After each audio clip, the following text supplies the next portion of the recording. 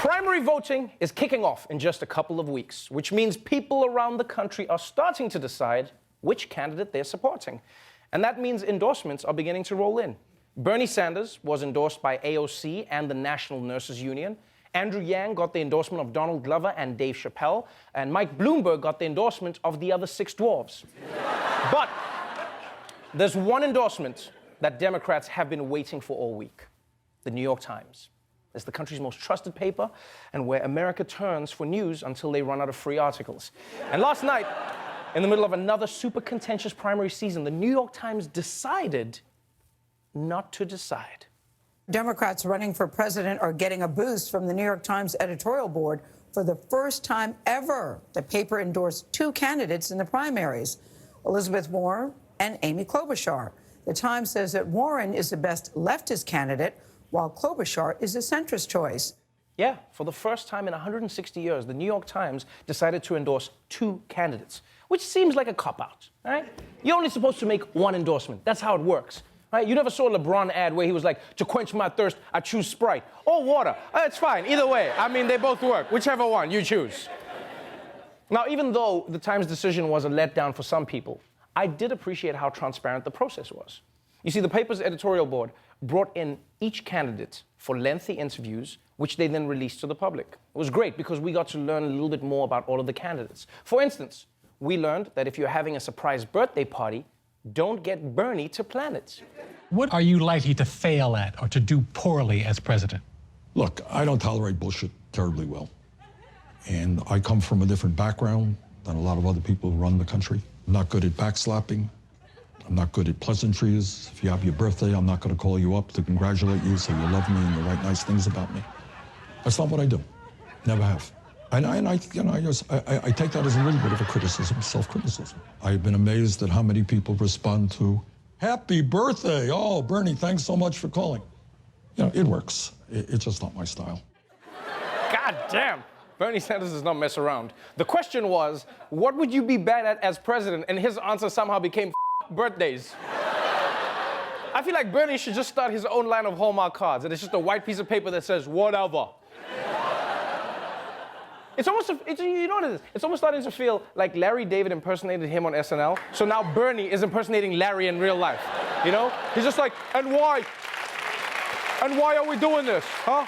Why are we still blowing out candles? You know what? You know what my wish is? To eat a slice of cake without your spit on it. How about that, huh? How about that?" And to be fair to Bernie, once you get to his age, birthdays aren't that fun anymore. Yeah, you get that many candles on a cake, Greta Thunberg's gonna show up and protest your carbon output. Come on now. Now, there was one notable candidate who did not sit down with the New York Times. Former mayor of New York and world's cutest ATM, Michael Bloomberg. Apparently, there was some confusion. You see, the editors asked if he would come by the New York Times, and he responded, "Sure, I'll buy the New York Times. How's 20 billion? I found it in my couch." So Bloomberg wouldn't speak to the Times, right? But he did spend the weekend doing outreach to a different group of people, black people. Michael Bloomberg hoping to win over black voters. He gave a major speech on race in Tulsa, Oklahoma on Sunday. Bloomberg attempted to connect with black voters by discussing how he has benefited from white privilege. The challenge of African-American wealth creation today is inextricably linked to the racial inequalities of the past, and I'm determined to make breaking that link a centerpiece of my presidency. As someone who has been very lucky in life, I often say my story would only have been possible in America, and I think that's true. But I also know that my story would have turned out very differently if I had been black, and that more black Americans of my generation would have ended up with far more wealth had they been white. Okay, wow. Michael Bloomberg delivered a speech in Tulsa, Oklahoma, acknowledging his white privilege. It was succinct, it was clear, and that's one thing you'll almost never see old white men do. Yeah, well, that and covering their balls in the locker room. And can I be honest, I'm proud of Mike Bloomberg, not just for admitting his white privilege, but also for how he used it. Because I see so many white people wasting their white privilege on stupid shit, like getting out of parking tickets or complaining to the manager. My man Bloomberg over here used his white privilege to make $60 billion. Yeah, he privileged the shit out of that whiteness. That's how you're supposed to use it. And look, we all know the reason Bloomberg is doing so much outreach to the black community. It's because as mayor of New York, his police did a little too much outreach to the black community. Yeah, but if Bloomberg wants to make up for stop and frisk, you know what he should do? He should just do more stop and frisk again, but this time, leave $100 in everyone's pocket that he stops. Yeah. Now, it wasn't just reporters from the Times interviewing the candidates. Our own correspondents from The Daily Show were also there with the candidates to ask them some questions of their own. Say something mean about Biden. I'm not going to do this. I'm just not. Oh, come on. Just one nasty comment. You need a fight to keep the ratings up. I'm glad to talk to you about why I'm running for president. Okay. But not to attack. I'll just say you called him an old bitch. Old bitch Biden.